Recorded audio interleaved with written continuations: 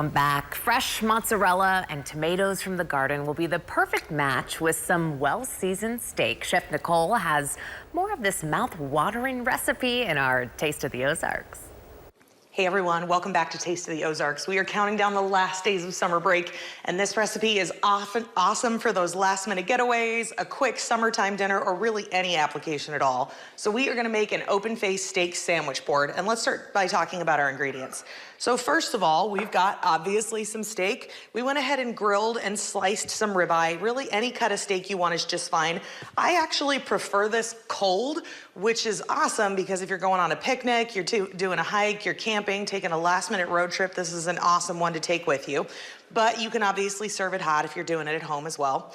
And then we're also gonna make a caprese salad alongside this, but we're doing it on a bed of arugula. I really like arugula. It's got a good peppery flavor to it, but it's also a little on the sweet side. Obviously some garden fresh tomatoes. This is really the best time of year for that. We're starting to get good ripe tomatoes right now. Sliced fresh mozzarella cheese. If you wanted to, you could sub this out for burrata, whatever your grocery store's got and whatever your preference is.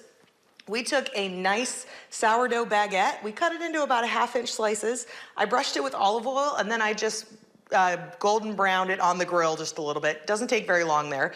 And then some fresh herbs to go over the top. Oregano just happens to be what I have in my garden, but if you had basil, that'll work as well. And then we've got some reduced balsamic vinegar and we've got a little basil pesto. So let's go ahead by putting this together. First of all, we're gonna take our ripe tomatoes. We washed these really well. If you're pulling them out of the garden or getting them from a grocery store, you do wanna make sure that they're washed. We're gonna cut these into some slices here so we can layer them up with our fresh mozzarella. Go ahead and pull our board over here and start layering together our tomatoes and our mozzarella. If you do still have kiddos at home, they can actually help you put this together as well. There's not a ton of cooking involved in this board. My kids love fresh mozzarella. They love tomatoes. Even if your kids aren't big steak eaters, they should get into at least this part of the platter. Before we go on to layer 2, we'll put a little bit of arugula down here.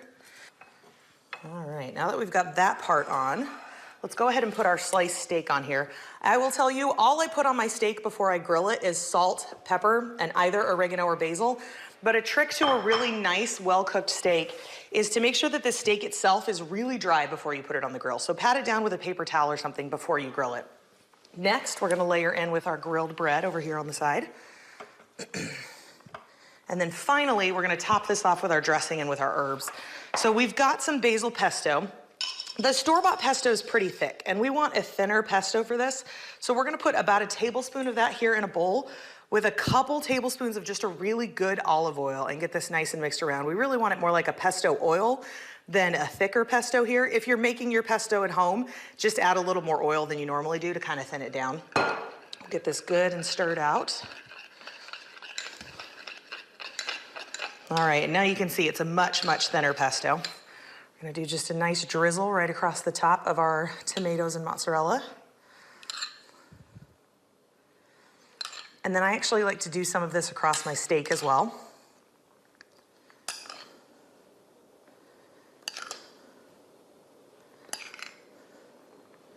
And then, of course, it wouldn't be a caprese salad without a little bit of reduced balsamic vinegar, which I actually really like to put on the steak also. So we're just gonna drizzle this all the way across all of these. And then lastly, just some fresh chopped herbs. So we're gonna take our oregano here, just kind of roll it between our hands to release some of those oils and some of that extra flavor. And then we'll just strip it right off the stems. You definitely wanna make sure you're not putting any stems in with this because those can tend to be a little rough, not so flavorful. Oregano is a stronger herb, so I do like to make sure that it gets chopped up pretty finely. And then we will just sprinkle this right over the top. Just cover this up with some plastic wrap, take it with you wherever you're going, or eat it poolside or on the front porch. But this is a dinner that just screams summer to me. Delicious grilled steak, a fresh caprese salad, a really nice hearty sourdough bread. Give it a try, and we'll see you guys next time on Taste of the Ozarks.